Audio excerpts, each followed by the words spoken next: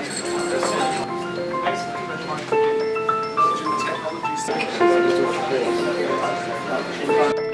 morning. So I'm Christopher Gibson. I'm one of the managers here in Emerging Technologies, but I've also got a technology role. My talk is about technology, but it actually follows on quite nicely from some of the things Kevin was saying, because this is something which grew out of innovation. So you're all familiar with the term, the Internet of Things, but not necessarily everybody understands what that might mean, and it does mean different things to different people. When we think of the Internet, we think of people, and there are something like 3 billion people connected to the Internet at the moment. When we look at devices, things which are connected to the Internet, the numbers are more like 8 to 10 billion. So that's a huge, huge volume of devices and volume of data that's coming in. And this is an example of where you might find some of those devices on the Internet of Things. So imagine you've got a plant, you'll have some devices there for your fire detection, your security, and for just monitoring what the plant's doing. That's all great. What we found, though, was that a lot of these systems are stovepipes. So you have a system connected to a control room, entirely discrete and separate from all the other systems connected to the control room. Well, okay, that works really well, but we're missing a trick. We know now that being able to aggregate and combine data from lots of different sources is really powerful and allows us to do things that we couldn't do before.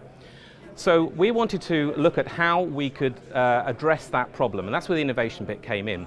So as part of a research program that Emerging Technologies was involved with the UK Ministry of Defence and the US Army Research Lab, we thought, well, we kind of saw this problem in the enterprise. A few years ago, it was all about stovepipe systems. It was all about applications that didn't talk to each other.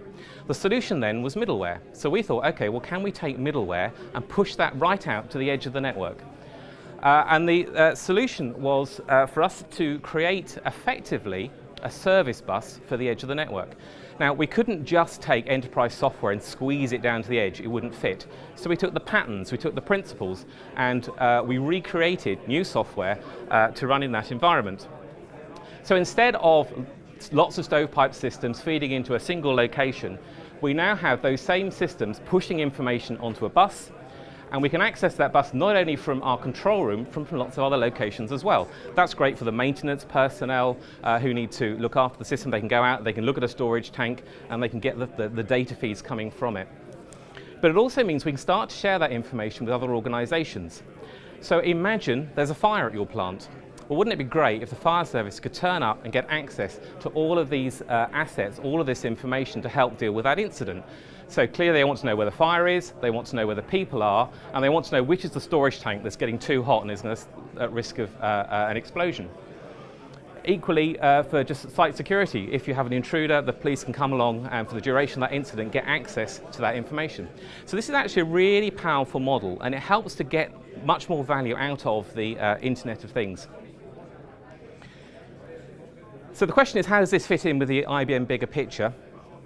Well, our technology sits down here right at the edge of the network. So we're talking to the devices, we're integrating across the devices. At some point, though, you want to get that information back into your enterprise. There are lots of ways that you can do that. Clearly, technologies like MessageSite allow you to import large volumes of data, but also we can integrate into other mainstream services, cloud application data services as well. And it gives us a way to take what we've integrated at the edge and integrate it back into the enterprise. This is an idea which we're pursuing very much with the MOD. They have lots of devices like this they want to be able to integrate. And we're looking for ways that we can bring it out to the commercial world. So we are talking to construction companies, utility companies, and others who have similar sorts of setups and can benefit from this type of technology. Now, the really interesting thing here is that we've built this, and what we've done recently is to make it available as open source. So what we're trying to do is to build a community around this technology and look for opportunities, wide opportunities, to get people not only to adopt the technology but also contribute to its development. So this is the website, and the URL is at the top of the page there.